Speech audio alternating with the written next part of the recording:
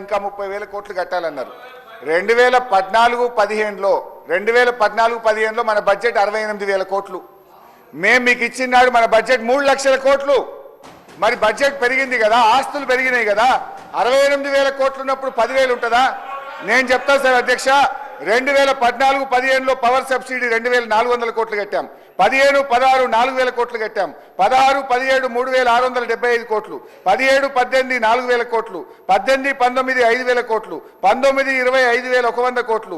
20-21 10,000 కోట్లు. 21-22 11,000 కోట్లు.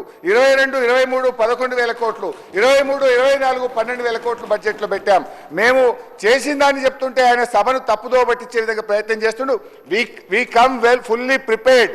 మీరు ఏది అడిగినా తప్పకుండా సమాధానం చెప్పేదానికి ప్రిపేర్ అయ్యి వస్తాం తప్ప మేము తప్పుదో పట్టించాం.